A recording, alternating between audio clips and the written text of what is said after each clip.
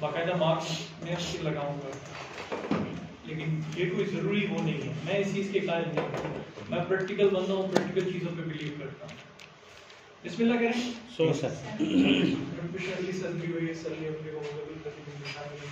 असल में आज हमारा जो टॉपिक है ना, वो इन 4 चीज़ों पर डिपेंड करता है।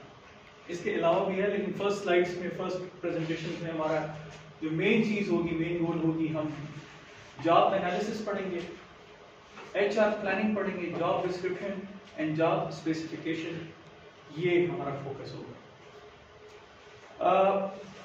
फर्स्ट ऑफ ऑल, आप में से कितने बंदे जॉब कर रहे हैं? 1 2 3 4 5। आप माशाल्लाह अपना एंटरप्रेन्योर है। एंटरप्रेन्योर समझते हैं क्या होता है? ये एक न्यू टेक्नोलॉजी वर्ड्स है, न्यू आप कह लें कि न्यू एरा वर्ड्स है कि कोई अपना बिजनेस चलाए, अपना बिजनेस वो रन करे, उसको एंटरप्रेन्योर कहते हैं। तो जॉब आप सब कर रहे हैं। जॉब क्या होती है? तो कमाने के लिए तो इनकम होती है, और इनकम क्या पैसे क्या कहते हैं? बच्चों के रोजी रोटी का होता है। हाँ, क्या कहते हैं?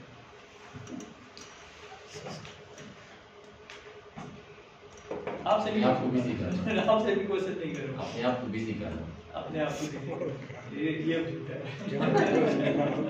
जी मैडम, आप बताएं। सर, हमारे लिए तो कमाना भी है, लेकिन अल्लाह की तरफ से हिम्मत का एक मौका भी है। ये बड़ा आइडियलिस्टिक किस्म का जवाब दिया है। जी मैडम, लेकिन सही तरीके से करें, फाइनेंशियली स्टेबल हो जाते हैं। रियलिस्टिक अंदाज में 3 बंदों का जवाब था। रोटी रोजी का जरिया है, इनकम का जरिया है, और वही फाइनेंशियल हमारी प्रॉब्लम्स है। एक ऑर्गेनाइजेशन जॉब अनाउंस क्यों करती है? ताकि उसको रन कर सके। रन कर सकते। ठीक, वेल सेड। आगे इसको ज़रूरत होती है एक बंदे की या अपनी जो ऑर्गेनाइजेशन उसको चलाने के लिए। ठीक, सही। आप क्या कहते हैं? तुरंत अपने इदारे को चलाने के लिए और अपने काम में आसानी पैदा करने के लिए। सर सेम ही है, रन करने के लिए। HR हमने जो पढ़ा था उसका फर्स्ट स्टेप क्या था कि अचीव द गोल, ऑर्गेनाइजेशन गोल। तो सेम बात है, ऑर्गेनाइजेशन गोल अचीव करने के लिए हम एक बंदा को इंडिविजुअल नहीं कर सकता, मुख्तलिफ बंदे मिल के उसको रन करते हैं, काम करते हैं। तो उसके लिए उसको जॉब की जरूरत पड़ती है, उसको बंदे हायर करने पड़ते हैं, ठीक है? उसके लिए वो जॉब अनाउंस करता है। अच्छा, अब हम सबसे पहले जो है ना, यहाँ से ही शुरू करेंगे। हम यहाँ से शुरू करेंगे। क्यों करेंगे वो आपको जब मैं लास्ट में जॉब एनालिसिस पे लेके आऊंगा ना, आपको खुद क्लियर हो जाएगा कि मैंने सेकंड स्टेप से क्यों शुरू किया। प्लानिंग पे बात करते हैं। Human resource planning is the process of reviewing HR requirements to ensure that the organization has the required number of employees with the necessary skill to meet its strategic goal. यहाँ तक रुक जाए। HR की definition आपको याद है? मैंने simple लफ्जों में कहा था कि आप क्या करते हैं, जो प्लानिंग प्रोसेस है ना, अभी आप उसको थोड़ा सा साइड पे रखते हैं। आप करते हैं कि HR की रिक्वायरमेंट क्या है कि इंश्योर करे ऑर्गेनाइजेशन के नंबर ऑफ एम्प्लॉइज क्या है। मैं एक फैक्ट्री ओपन करता हूं, या चले मैं एक इदारा ओपन करता हूं टीचिंग का, मैं कहता हूं मैं एक इंस्टीट्यूट खोलता हूं, ठीक है? या एक हॉस्पिटल की मिसाल लेते हैं, आपसे ज्यादातर सारे हॉस्पिटल्स में इन्वॉल्व हैं, ठीक है? हॉस्पिटल खोलने के लिए आपके जहन में सबसे पहले क्या होगा कि मैं एक हॉस्पिटल बनाऊंगा जो लोगों की खिदमत करेगा, उसके अंदर इलाज होंगे। ये मैंने गोल सेट कर लिया, उसका विजन मिशन बराबर कर लिया कि मैं ये करूंगा, ये करूंगा, ये करूंगा। अब सबसे पहले आप उसमें आप प्लानिंग करेंगे। प्लानिंग ये होगी कि भाई मेरे पास एक बिल्डिंग हो, एक ये हो, मेरे पास ये एसेट्स हो, ये हो, बजट हो, इतना अमाउंट हो, ये हो। सेकंड सबसे मेन चीज आपके पास क्या होगी कि भाई मेरे पास एम्प्लॉइज होने चाहिए। एम्प्लॉइज में मेरे पास होना चाहिए कि भाई मेरे पास डॉक्टर कितने होंगे जो कि रन करेंगे, ऐसे ही है ना सर? ठीक है। मेरे पास भाई टेक्नीशियंस कितने होंगे, टेक्नीशियंस जो ठीक है टेस्ट वगैरह ये सारे करेंगे। इसके लिए आप क्या करेंगे कि भाई मेरे पास 4 डॉक्टर्स होने चाहिए, मेरे पास 6 टेक्नीशियंस होने चाहिए, मेरे पास नर्सेस कितनी होनी चाहिए, मतलब एडमिनिस्ट्रेटिव स्टाफ कितना होना चाहिए, ये रिक्वायरमेंट है।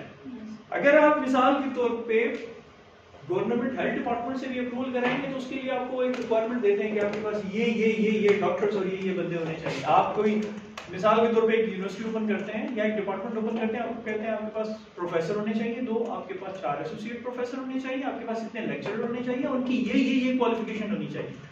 अब ये आपका क्या है, ये आपने इंश्योर कर दिया कि आपके पास number of employees necessary skills के साथ। क्लियर हो गया आपको? ठीक है। To meet its strategic goal, strategic goal आपको पता है क्या ऑर्गेनाइजेशंस के, वो गोल अचीव करना जो उसने डिसाइड किए हैं। आगे चलते हैं। Forecasting future labour demand and supply is a critical element of the strategic planning process. आपको पता है किसी भी ऑर्गेनाइजेशन में आपके लिए ये मरहला सबसे इंपॉर्टेंट होता है कि आपने फ्यूचर में देखना है कि भाई मेरे पास एम्प्लॉयज कितने चल रहे हैं, उसके लिए अपने प्लानिंग करनी है। ऐसा नहीं है कि एक डॉक्टर पे आप बैठ के अस्पताल खोल रहे हो या एक प्रोफेसर पे आप बैठ के पूरी यूनिवर्सिटी चला रहे हो या एक इदारा चला रहे हो, कर सकते हैं ऐसा? आपको प्लानिंग करनी पड़ती है कि यार मेरे पास अगर 4 बंदे हैं, एक चला जाएगा तो फिर क्या होगा, मुझे बैकअप में भी कुछ रखना है, उसकी स्ट्रेटेजी मेंटेन करनी है। Forecasting future labor demand and supply is a critical element of the strategic planning process.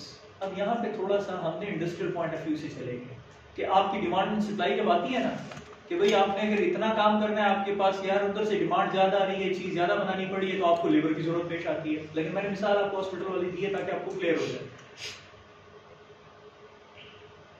Human resource planning and strategic planning become effective when a reciprocal and interdependent relationship exists between them. 2 चीजें आप हमेशा याद रखिएगा, एक आपका है strategic planning, ठीक है, और एक आपका ह्यूमन रिसोर्स प्लानिंग है। ये 2 अलग अलग चीजें हैं, ठीक है, 2 अलग अलग चीजें, इनको मिक्स नहीं करना।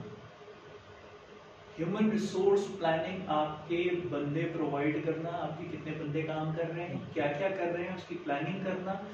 यानी एक प्लानिंग आप जो ऑन ग्राउंड करते हैं और एक बाकायदा तौर पे आप उसके लिए प्लानिंग बनाते हैं स्ट्रेटेजिक पॉइंट ऑफ व्यू से।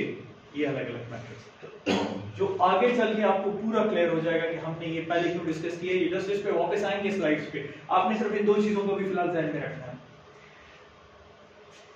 HRP is the starting point of HRM।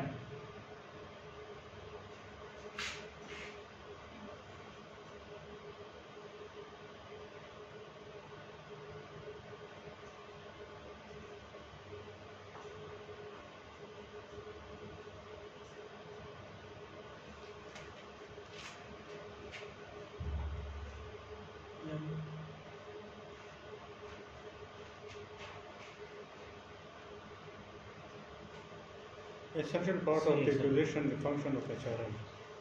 बोलना कि मुझे समझ आ रही है। Essential नहीं, वो नहीं है। आपके जितने भी HRM में स्टार्टिंग पॉइंट हम सबसे पहले जो लेते हैं, कोई भी आप किसी भी HR प्लानिंग में जब आप जाते हैं तो आपका पहला पॉइंट क्या होता है? किसी भी चीज को शुरू करने से पहले आपका प्लानिंग, मिसाल के तौर पे जॉब एनालिसिस, जॉब इंटरव्यू, ये सारी चीजें बाद में रखते हैं।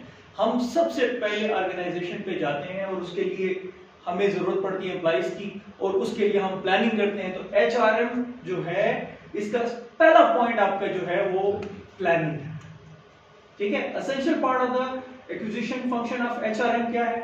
HRM translate the organization objective and plans into the number of workers needed to meet the objectives. आपकी जितने भी ऑब्जेक्टिव्स हैं उसके लिए ट्रांसलेट क्या करता है? प्लानिंग जो है, जो मेन चीज है प्लानिंग, वो ट्रांसलेट करता है कि आपके पास वर्कर्स कितने हैं। ऐसा नहीं है कि आपको सिर्फ एक प्लानिंग बना ली, मेरे पास 5 बंदे हैं, 6 बंदे हैं। आप अगर 2 डॉक्टर्स पे चल रहे हैं तो आपकी प्लानिंग का पता लग जाता है कि ये वीक प्लानिंग है भाई।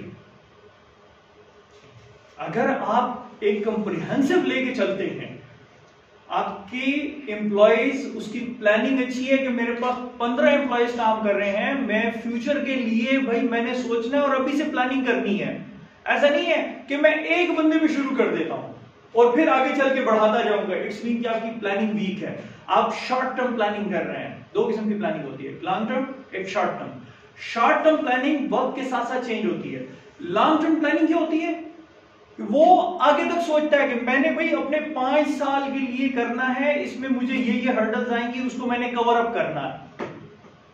तो उसके लिए वो ये नहीं करता कि यार मैंने एक एम्प्लॉय पे शुरू कर दिया, उसके जो ऑर्गेनाइजेशन ट्रांसलेट करता है, उसकी प्लानिंग ट्रांसलेट करती है कि ऑर्गेनाइजेशन के ऑब्जेक्टिव्स और प्लान्स क्या है। क्यों?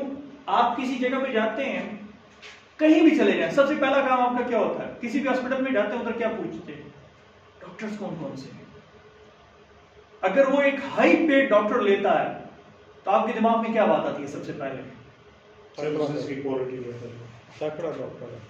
क्वालिटी ज्यादा है उसकी, इस हॉस्पिटल ने अपनी क्वालिटी को मेंटेन रखा हुआ। ये इफेक्ट होता है लोगों के दिमाग में। क्या है, नॉर्थ वेस्ट जाते हैं, सबसे पहले उनके दिमाग में क्या आता है? ये जरा हाई लेवल पेड है, इसमें बंदे अच्छे हैं, इसमें डॉक्टर बड़े क्वालिफाइड बैठे हुए हैं। उन्होंने क्या किया होगा? उन्होंने एचआर प्लानिंग बनाई है, ऐसी कि ट्रांसलेट करें उनके गोल्स और ऑब्जेक्टिव्स को, कि भाई उनके प्लान्स क्या हैं, क्योंकि वो नंबर ऑफ जो वर्कर्स हैं needed to meet the objectives, वो उसके ऑब्जेक्टिव्स को मीट करते हैं। फिर आता है the purpose of human resource planning is to access. अब देखें वही सवाल, where the organization is, organization कहां है, वेयर इट इज गोइंग, उससे जाना कहां है, ठीक है।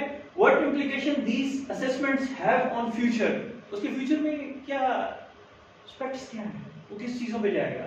Supplies of and demands for human resource, यहां डिमांड एंड सप्लाई से मुराद ये नहीं है कि वो कितना एसेट्स की या चीजों की बात कर रहा है, वो डिमांड एंड सप्लाई से मुराद किसकी बात कर रहा है? स्टाफ की बात कर रहा है, कि उसको मजीद स्टाफ की जरूरत पेश आएगी। ऑर्गेनाइजेशन ग्रोथ करेगी तो उसको क्या होगा? उसको वर्कर्स की जरूरत होगी, उसको एम्प्लॉइज की जरूरत होगी। जैसे जैसे ऑर्गेनाइजेशन आगे जाती जाएगी उसको एम्प्लॉइज की जरूरत पेश आती जाएगी।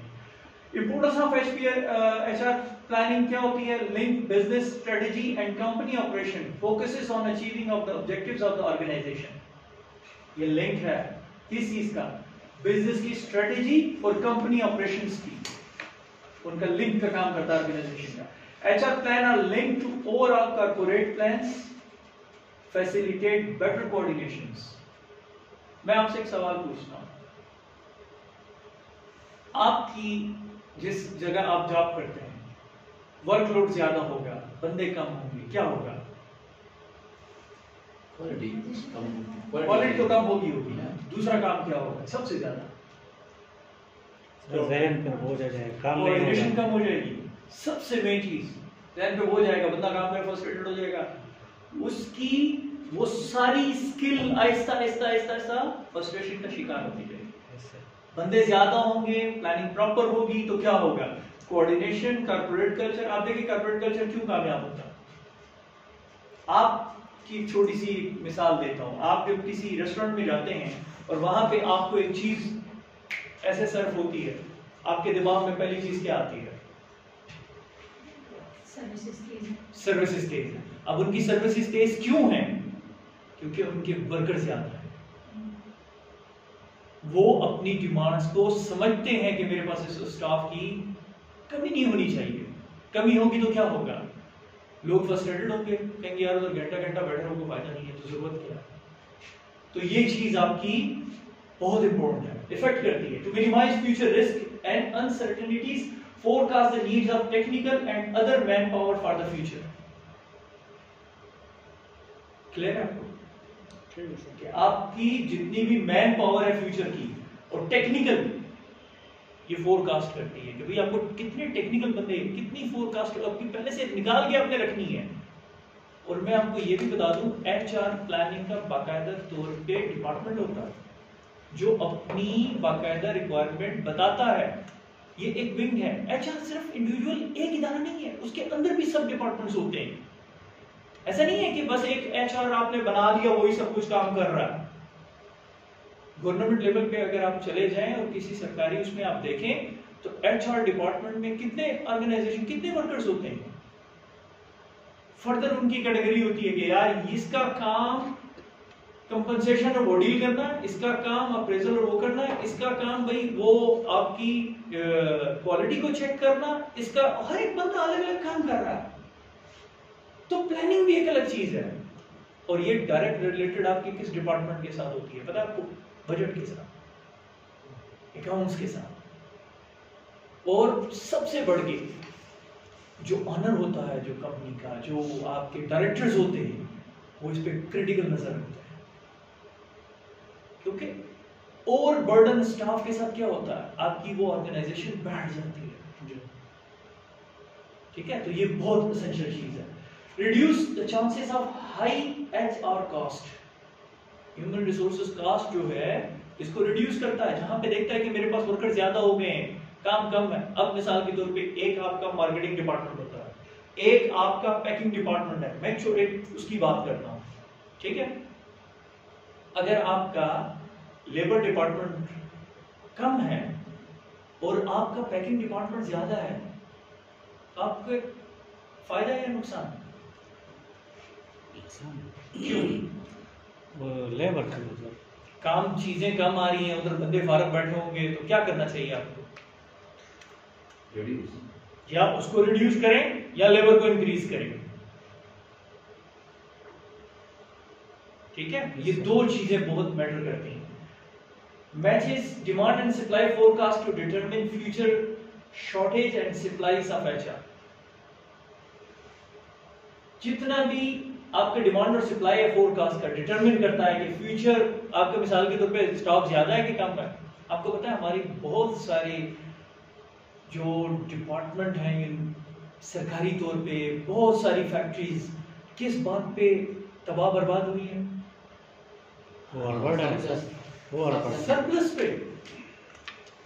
पॉलिटिकल एस्पेक्ट पे उन्होंने बंदे भर्ती करना शुरू कर दिए, उससे क्या हुआ? ओवरबर्डन हो गया। आपकी स्टील मिल जो है इफेक्टिव चीज थी, क्या हुआ? इतने ज्यादा एम्प्लॉइज ले लिए गए कि समझ ही नहीं आए उनके बीट कैसे करेंगे। इस तरह और बहुत सारी ऑर्गेनाइजेशन है, आप देख लें प्राइवेट सेक्टर में ऑर्गेनाइजेशन क्यों कामयाब होती है? क्योंकि वो HR प्लानिंग पे बड़ी क्रिटिकल नजर रखती है कि कितने बंदे लेने हैं, कितने नहीं लेने। ऐसा नहीं है कि बस बिल्कुल लेना शुरू कर दो। जहां पे वो 10 बंदे लेते हैं, उनसे 20 बंदों का काम लेते हैं, ये डिफरेंस है। लेकिन अब ये तो मैंने आपको एक ऐसी अप्रोच बताई जो पाकिस्तान में या थर्ड वर्ल्ड कंट्रीज में ज्यादातर लेते हैं, लेकिन जो मल्टीनेशनल ऑर्गेनाइजेशन होती है, जो कामयाब लोग होते हैं, कामयाब बिजनेसमैन होते हैं, वो इस चीज पे इस तरह नहीं करते कि बस आपने ले लिया और वो कर लिया। उनकी कोशिश ये होती है कि आपकी रिक्वायरमेंट्स के मुताबिक फोरकास्ट करते हुए उसको डिमांड को भी देखें, सप्लाई को भी देखें कि भाई आपकी ऑर्गेनाइजेशन किस लेवल पे जा रही है और मुझे उसको किस लेवल पे कंट्रोल करना है। ये मैटर करती है। कैरेक्टरिस्टिक क्या है इसके? इसका पहला है गोल डायरेक्टेड, जो गोल आपको मिला है उसको अचीव करना। फ्यूचर ओरिएंटेड है, फ्यूचर में देखना है कि भाई मेरा फ्यूचर कहां जा रहा है। आपका क्वांटिटेटिव क्वालिटेटिव दो मेजर चीजें हैं आपकी।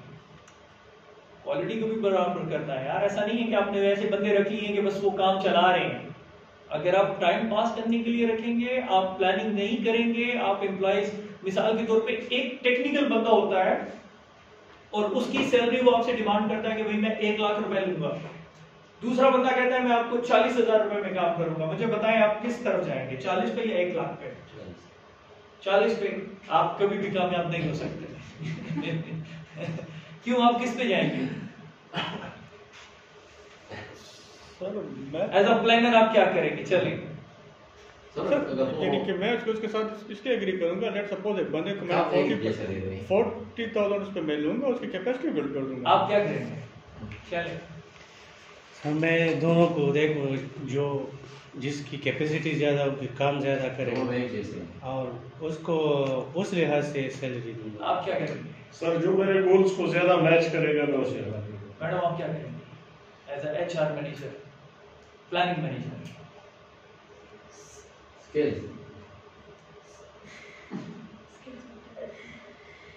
सर जो मतलब अच्छा परफॉर्म करते उसको लेना चाहिए। Yes, sir sir. Skills matter करती हैं। स्केल मैटर करते हैं। Experience, Experience. स्केल्स मैटर करता है। स्केल आपकी कितनी है? बंदा पैसे लेता है, स्केल के लेता है। एक्सपीरियंस। जो आपका 40,000 में काम कर रहा है, क्या वो आपकी उस लेवल का है बंदा? इसकी मिसाल ऐसे लेते हैं कि पाकिस्तान पेशावर का टॉप का डॉक्टर कौन है? कोई एक डॉक्टर बताए, न्यूरो सर्जन बता दे, कोई जानते तो होंगे ना सर? क्या कहते हैं? मुमताज साहब। मुमताज साहब है। मुमताज साहब की फीस क्या है? उनकी हाँ? प्राइम में और एक छोटा सा एक आम जो नया बंदा है वो ही काम वो भी करता है, लेकिन वो आपसे लेता है कि यार मैं आपसे 1000 रुपए फीस लेता हूँ, मुझे रख लें। आप अगर मुमताज साहब को लिखेंगे तो आपकी ऑर्गेनाइजेशन का जो पहला टॉपिक मैंने आपको समझाया कि उसका गोल क्या है, क्वालिटी इंक्रीज करनी है। क्वालिटेटिव क्वांटिटेटिव स्टेप को देखेंगे, आप फ्यूचर को देखेंगे। आप ये नहीं देखेंगे कि यार टाइम के लिए मैंने 40 ठीक है 60,000 की आपने बचत कर ली है, लेकिन स्किल के मुकाबले में आप देखिए आपकी स्किल क्या है, ये भी तो आप देखेंगे। आपका फ्यूचर कहां जाता है ये फर्क होता है, ठीक है? तो आपने सिर्फ एक एंगल से नहीं देखना। और दूसरी बात ये, टेस्ट कर लें, बिल्कुल कर लें, लेकिन मुझे बताएं टेस्ट कैसे करेंगे? टेस्ट करने के लिए कोई टूल्स होंगे, वो टूल्स हमने आगे पढ़ने हैं जो आपका जवाब है, ठीक है? आपका जो जवाब है, आपने स्किल्स को देखना है। फिर system oriented matches demand and supply forecast to determine future HR shortage और सप्लाई की तो वही छोटी पुरानी बात है, सिर्फ आपको घुमा फिरा के बात की गई है। टाइम होराइजन शॉर्ट और लॉन्ग टर्म प्लानिंग आपकी शॉर्ट टर्म की है, लॉन्ग टर्म की है। बाज़ औक़ात ऐसा होता है, मैं क्रिकेट की बात करता हूँ, क्रिकेट सारे देखते हैं? यस देखते हैं। अभी वर्ल्ड कप हुआ T20 का, उसके लिए पाकिस्तान ने कोच हायर किया सिर्फ वर्ल्ड कप के लिए, शॉर्ट टर्म था, ठीक है? सिर्फ क्या था? शॉर्ट टर्म के लिए। लॉन्ग टर्म के लिए भी लेते हैं। तो आपका जो टाइम होराइजन है ये भी बहुत मैटर करता है।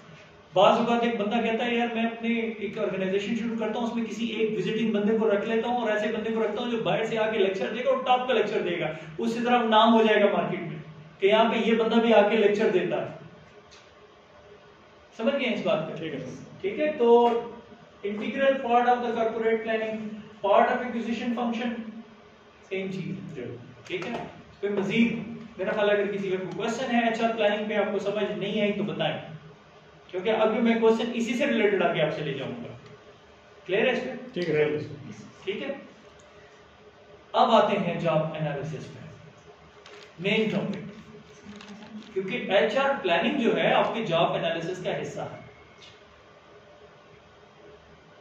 जॉब एनालिसिस क्या चीज है? A group of homogeneous task related by similarity of function। Group of persons होते हैं आपके, जॉब किसी काम को करना, ये फंक्शन रिलेटेड होते हैं। मिसाल के तौर पे आप अगर एक किसी हॉस्पिटल में काम करते हैं या गवर्नमेंट लेवल पे काम करते हैं तो उसकी हर जॉब दूसरे से रिलेटेड है, इंटर रिलेटेड है, वो कोई फंक्शन परफॉर्म करती है और वो फंक्शन उसके ऑर्गेनाइजेशन का एंड रिजल्ट को मीट करने के लिए काम किया जाता है। ये उससे रिलेटेड बात कर रही है। अब एनालिसिस क्या चीज है? जॉब को तो समझ में आता है, सबको पता है कि जॉब क्या है। एनालिसिस क्या है? According to Michael J Jucius, job analysis refer to the process of studying the operation, duties and organization aspect of job in order to derive specification और as they are called by some job description. Analysis किसे कहते हैं sir? Simple language में अगर कोई मुझे एक बात समझा दे, चीज का तजिया करना, तजिया करना, तो जॉब एनालिसिस क्या है? जॉब का तजिया। बिल्कुल सही कहा। आप किसी भी जॉब को लेके उसको एनालिसिस करते हैं, उसका तजिया करते हैं कि भाई ये अकॉर्डिंग टू माइकल वो क्या कहते हैं, ऑपरेशंस क्या है उस जॉब की, ड्यूटीज क्या है और ऑर्गेनाइजेशन एस्पेक्ट से जॉब किस लिए बनाई गई है, भाई जॉब की वजह क्या है। आप एक टीचिंग की जॉब कर रहे हैं लेट्स सपोज, तो उसका फंक्शन क्या है, उसकी ड्यूटीज क्या होंगी, ठीक है, उसकी ड्यूटीज क्या है, उसकी जॉब की लिमिट्स क्या है, वो क्यों बनाई गई है, किस लिए बनाई गई है, ये सारी जॉब के एनालिसिस करने को कहते हैं। ठीक है, ये पहला स्टेप हो गया। आगे है हेनरी ल्यूविल कहता है job analysis deal with the anatomy of the job. This is the complete study of the job embodying every known and determinable factor includes the duties and responsibility involved in its performance, the condition under which performance is carried on, the nature of the task, the qualification required in the worker, and the condition of employment such as pay, hour, opportunities and privileges. वो जो आपने पढ़ा इसने उसको टुकड़ों में तकसीम कर दिया। पहला टुकड़ा कहता है कि ड्यूटीज एंड रिस्पॉन्सिबिलिटी के इन्वॉल्व क्या है, ठीक है। फिर कहता है performance, the condition under which performance is carried on, कि आपकी जो कंडीशन है जो परफॉर्मेंस की वो क्या है, the nature of the task, task क्या है, qualification required in the worker, आपकी जॉब क्या है, मेडिकल टेक्नीशियन सर। मेडिकल क्या, टेक्नीशियन। टेक्नीशियन। मेडिकल टेक्नीशियन होता क्या है, पहले मुझे ये समझाइए। सर जो टेक्निकल काम करते हैं या जो, अब मैं इम्यूनाइजेशन में हूँ, ठीक है, यस सर। तो जो इम्यूनाइजेशन के जो प्रोसेस है वो इम्यूनाइजेशन करना, जो ये मैं क्या एंट्री करना, ये जो मैं आपसे पूछ रहा हूँ ये क्या कर रहा हूँ, जॉब डिस्क्रिप्शन की बात है, जॉब एनालिसिस करना, एनालिसिस। मैं समझना चाह रहा हूँ। उसमें मैंने इनसे पूछा कि आपकी जॉब है क्या, ड्यूटीज क्या है, करते क्या है, पे नहीं पूछूंगा पे नहीं पूछूंगा, आपकी आवर्स क्या है, कितने घंटे काम करते हैं आप, 8 घंटे काम करते हैं, अपॉर्चुनिटीज है आपको, वो आस रख के मतलब 6 घंटे आपकी अपॉर्चुनिटीज क्या है अपॉर्चुनिटीज में, जी हाँ है, निकल जाए तो ये आप उसको क्यों देखते हैं सर, ये रह चुके हैं हमारे साथ, इसलिए अभी पीछे आ गए। तो ये पॉजिटिव रहा है कि नेगेटिव रहा है, अच्छा बना सर, तगड़ा बना सर, तगड़ा बनता है। अच्छा, और प्रिविलेजेस क्या है, प्रिविलेजेस सर जब कैंपेन होती है उसके अलग पैसे मिलते हैं, लेकिन काम बहुत प्रिविलेजेस सिर्फ पेज के लिए नहीं होता, और चीजें भी होती हैं, ठीक है। प्रिविलेजेस में बहुत सारी चीजें आती हैं। ये मैंने क्यों पूछा इससे, सिर्फ आपको ये डेफिनेशन समझाने के लिए। मेरा ख्याल समझ आ गई है कि नहीं, जी सर। कि दोबारा रिपीट करके, नहीं ठीक है सर, ठीक है, आगे चलते हैं, ठीक है। अच्छा, अब इसके बाद आता है आपका second one, in the word of Scott Clothier Spriegel, ये अलग अलग बंदे हैं, एनालिसिस जो किया है, job analysis is the process of critically evaluating the operation, duties and relationship of the job. इसमें आपने देखना है कि ऑपरेशंस क्या है, करना क्या है, जॉब क्या है, उसकी ड्यूटीज क्या है, उसका रिलेशनशिप क्या है, ये किसकी बात कर रहा है, ये एम्प्लॉय की बात कर रहा है, ठीक है। यहां जॉब से मुराद वो बंदा जो जॉब कर रहा है, ठीक है, ये उसकी बात हो रही है। In simple word, job analysis is a formal program which examine the task, duties and responsibility contained in an individual unit of work. Individual unit से मुराद क्या है, जो बंदा, जाहिर बात है कोई ह्यूमन बीइंग होगा जो जॉब करता होगा, उस ड्यूटी को परफॉर्म करता होगा, इसमें मशीनों की बात नहीं होती, इसमें एम्प्लॉइज की ह्यूमैनिटी की बात हो रही है, ठीक है। तो वो इंडिविजुअल बंदा जो जॉब को परफॉर्म कर रहा है, तो उसकी क्या ड्यूटीज हैं, क्या रिस्पांसिबिलिटीज हैं, ठीक है। ऑब्जेक्टिव्स क्या है, जॉब एनालिसिस के ऑब्जेक्टिव्स क्या है, to determine most effective method of performing the job, ठीक है, to increase employ job satisfaction. मुझे बताएं, अब जॉब एनालिसिस आपने की तो उसकी को वजूहात है ना, उसमें सबसे पहली वजह आपकी क्या है कि आप देखना चाहते हैं कि क्या मेरी जॉब जो है, जो बंदा परफॉर्म कर रहा है, उसकी जो ड्यूटीज और रिस्पांसिबिलिटी मैंने लगाई हैं वो ठीक लगाई है, उसकी बाकायदा तौर पे उसको जॉब सेटिस्फैक्शन है उसमें। आपको पता है सिर्फ हमारे यहाँ सिर्फ ऐसा नहीं होता कि वो सिर्फ पैसों के लिए अर्न कर रहा होता है, बहुत सारे लोग अपनी इनर सेटिस्फैक्शन के लिए भी जॉब करते हैं। मैंने बहुत सारे ऐसे बंदों को देखा है जो जॉब क्विट कर देते हैं और दूसरी जगह जाके ज्वाइन करते हैं, प्रमोशन नहीं लेते, उसी सीट पे बैठे रहते हैं। उनसे पूछा रहा है क्यों, यार इसमें मुझे मजा आता है, मैं थोड़ा सा सेटिस्फैक्शन फील करता हूँ। ऐसा होगा, आप अपने इर्द गिर्द देखें, आपको बहुत सारे बंदे, इवन आप अपनी मिसाल ले, आपको प्रमोशन होकर दूसरी जगह चले जाते हैं, पूछता कैसा लगा, यार मजा नहीं आ रहा है, क्यों, वो जॉब सेटिस्फैक्शन, आप ड्यूटीज आपकी बेशक चेंज हो जाएगी लेकिन जॉब सेटिस्फैक्शन नहीं होगी। तो ये चीज चेक करना, इसको एनालिसिस करना, to identify core areas of giving training to employees and to find out best method of training. भाई अच्छा क्यों ऐसा ये काम करता है, जॉब एनालिसिस का एक टॉपिक उन्होंने रखा हुआ है ह्यूमन रिसोर्स डिपार्टमेंट का, वो क्यों करता है, वो ट्रेनिंग कंडक्ट करता है। फिर मिसाल के तौर पे मैंने इसको अगर ये ड्यूटी की है, अब ये ड्यूटी मुझे दे दें, क्या मैं परफॉर्म कर सकूंगा? मैं आपसे सवाल पूछता हूँ, कर सकूंगा? क्यों? वजह टेक्निकल एक्सपर्टीज बोलेंगे। दूसरी, आप क्या कहते हैं?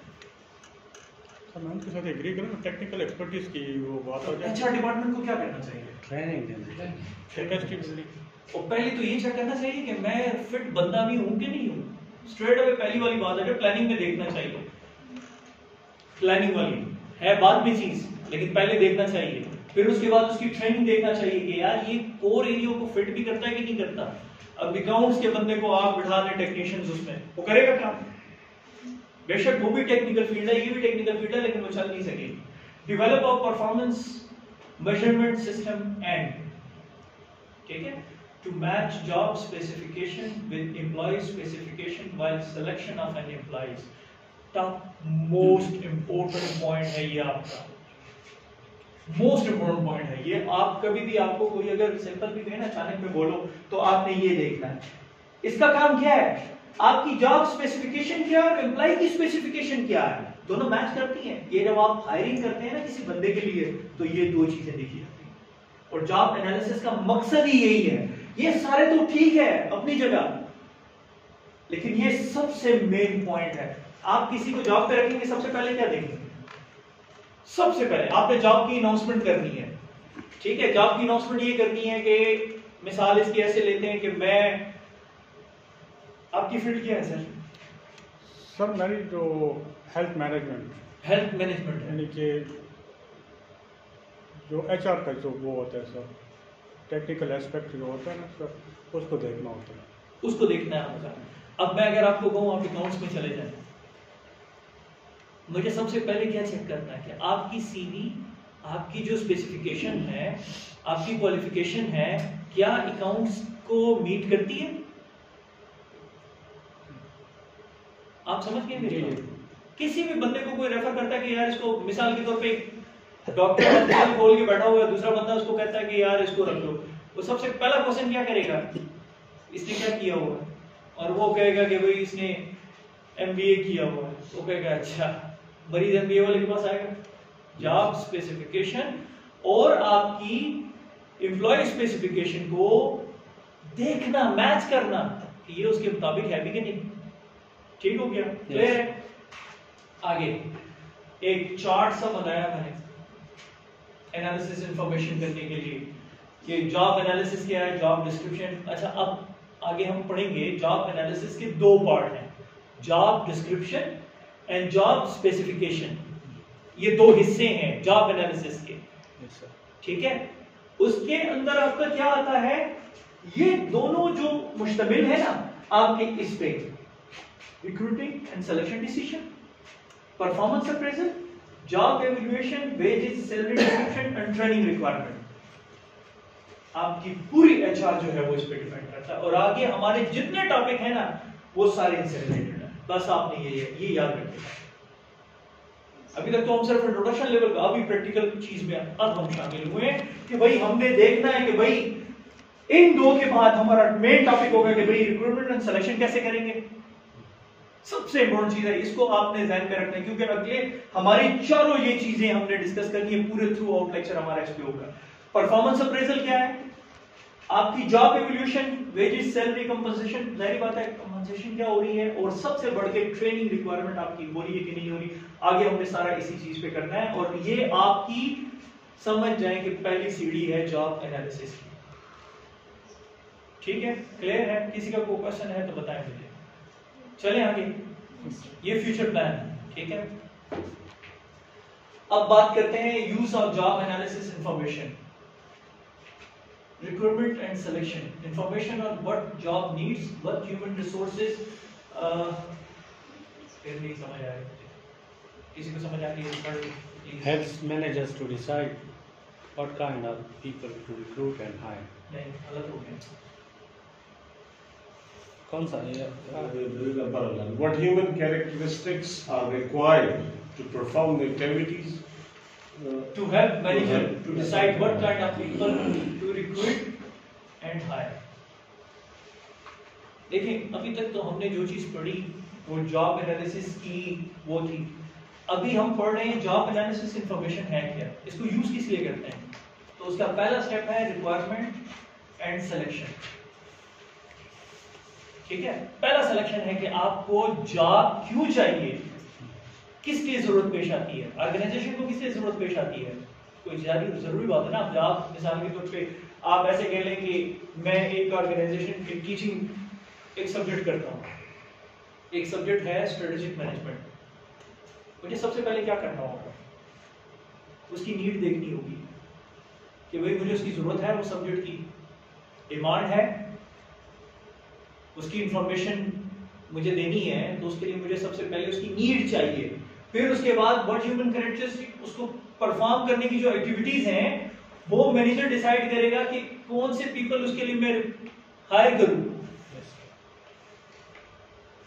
ठीक है, ये बहुत जरूरी है, ये पहला स्टेप है। दूसरा क्या है, कंपनसेशन। जो भी हमने वो सारी चीजें पढ़ी है ना, ये वो चीज है कि भाई कंपनसेशन क्या है, for estimating the value of each job and it's appropriate compensation, determine relative worth of each job, proper compensation demand, accurate assessment of what various job entail।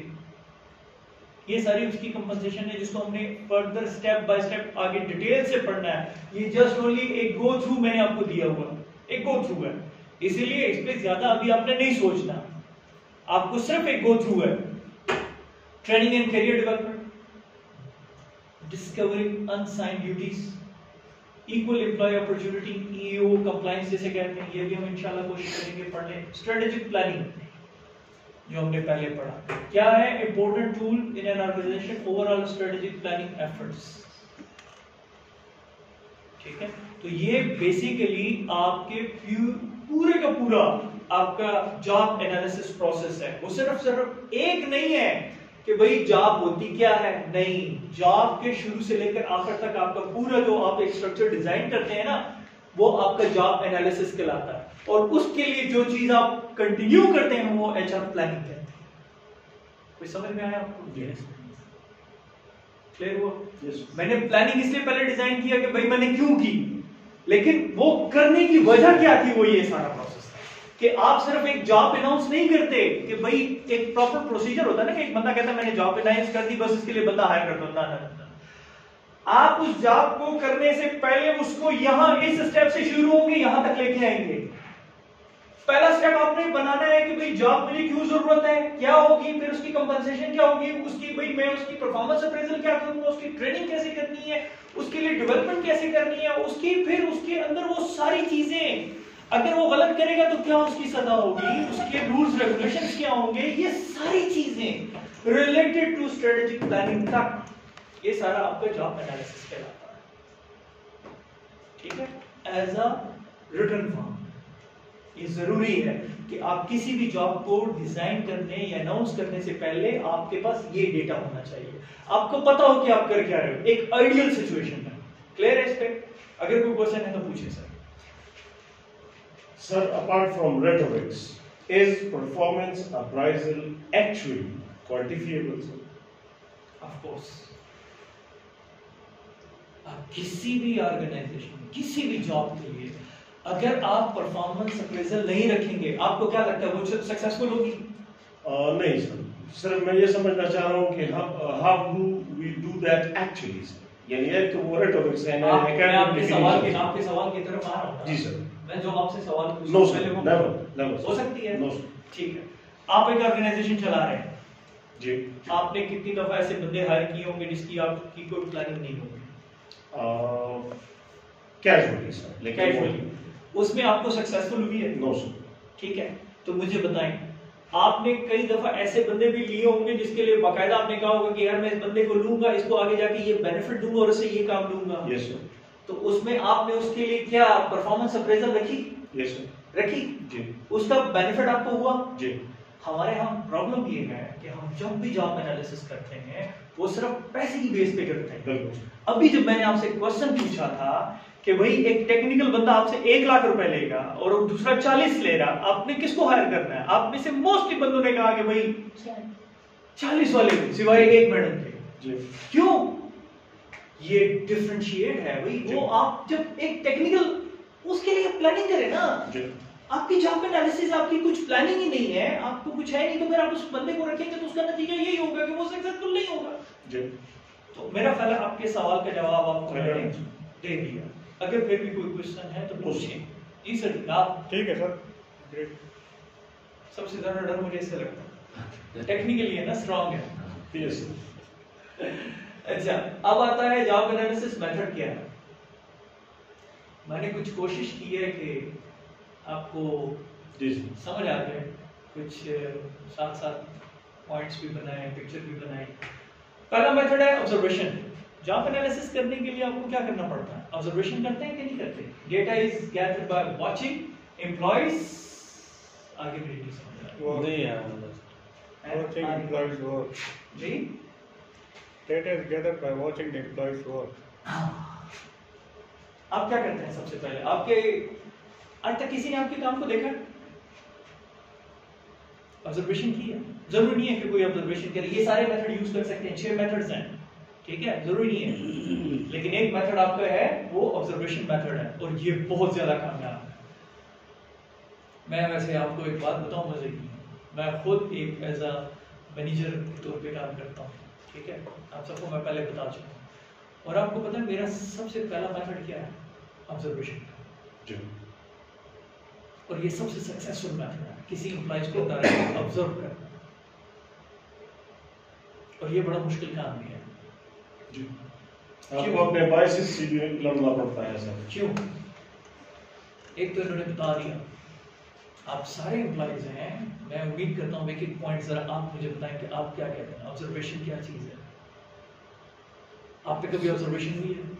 Observation sir हमारी ये होती है कि बंदे को जो टास्क मिला है वो उसने किया है कि नहीं किया। यही है, तो हमको थोड़ा सा ऐड करें ना यार। आप सर फर्ज करें मेरी एक अकेडमी है और उसमें एक टीचर मैं ले लेता हूँ, लेकिन उसको बताता नहीं हूँ कि आप क्या करेंगे क्या, फिर उसको खूब जज करता हूँ, ऑब्जर्व करता हूँ, तो फिर उसको जो जॉब के वो काबिल है उसको वहीं पर रखें। अच्छा, आप मैडम। सर एक बंदे को मतलब उसकी फुल एक्टिविटी सब कुछ ऑब्जर्व करके उसके बाद उसके लिए डिसीजन लेना। Yes ma'am. उसके काम को देखना, जज करना। देखिए, आप में से किसी ने मुझसे ये नहीं पूछा, सिवाय इन्होंने जो कम्प्रिहेंसिव टेक्निकल जवाब दिया, लेकिन किसी ने ये नहीं पूछा कि ऑब्जर्वेशन मेथड होता क्या है। सिर्फ ये तो नहीं है कि आपने देख के अंदाजा लगाया, इसके कुछ मेथड्स हैं। डायरेक्टली ये नहीं है कि आपने गुजरते हुए एक बंदे को देखा, हो सकता है ये भी पॉसिबिलिटी है उस टाइम पे वो थक गया हो, बैठ गया हो, और आपने उसको देख लिया कि यार ये बैठा हुआ है, ये तो पढ़ा ही नहीं रहा, वो हंस रहा है क्लास में, आपने गुजरते हुए देख लिया वो क्लास में, आपके इंस्टीट्यूट वाली मिसाल देता हूँ, वो हंस रहा है, इट्स के तो गप लगा रहे हैं क्लास में, पढ़ाई नहीं रहेगा। ऑब्जर्वेशन मेथड ये नहीं होता। ऑब्जर्वेशन मेथड ये होता है कि वो जो इन्होंने कंप्लीटली एक्सप्लेन किया। और दूसरी बड़ी बात इसमें एक सबसे जो चीज है, डिफिकल्ट चीज है, वो बायस जो इन्होंने सबसे पहले बात की है। एक बंदा है मुझे कुदरती तौर पे बुरा लगता है, उसकी हर अच्छाई बड़ी बुरी लगेगी,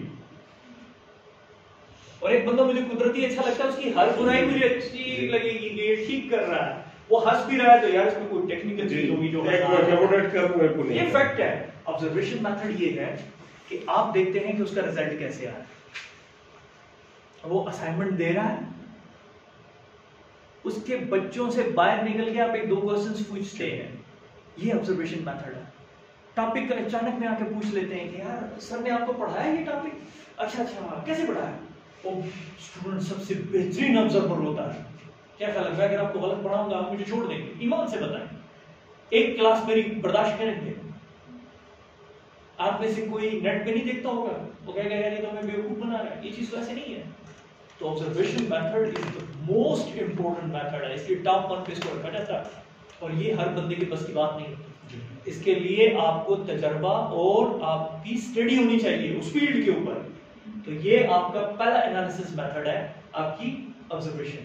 फिर इंडिविजुअल इंटरव्यू मेथड, ये भी करते हैं, बहुत सारे लोग होते हैं उनमें ये कैपेसिटी होती है कि वो इंटरव्यू लेते हैं, उनको रखा इंटरव्यू के लिए जाता है, आपने देखा होगा पैनल में से हमेशा एक ही बंदे का नाम जाता है, बात कहते हैं यार इसको क्यों रखा है, ये तो काम ही नहीं है। उसको अल्लाह ताला ने एक ऑब्जर्वेशन पावर दी होती है। 5 मिनट आप किसी से बात करें, आपको लग जाएगा कि बंदा काबिल है कि नहीं लगा, मैं लिख के देने के लिए तैयार। आप किसी बच्चे से बातचीत करें, आप उसके बारे में सबसे पहला एनालिसिस क्या करेंगे, यार ये बड़ा तेज बच्चा है। क्यों? क्योंकि आपकी ऑब्जर्वेशन है। लेकिन ये वो कौन सी ऑब्जर्वेशन है? आपकी इंडिविजुअल इंटरव्यू है, क्योंकि आप उससे मिले हैं, देखा नहीं आपने। फिर आता है ग्रुप इंटरव्यू मेथड। बहुत सारे इसमें ग्रुप इंटरव्यूज भी बहुत, इसमें क्या किया जाता है, meeting with the number of employees to collectively determine what their job needs. ये सारी बातें सिर्फ इसलिए कि जॉब अप्रेजल के लिए नहीं है, जॉब की जरूरत के लिए भी इंटरव्यूज होते हैं।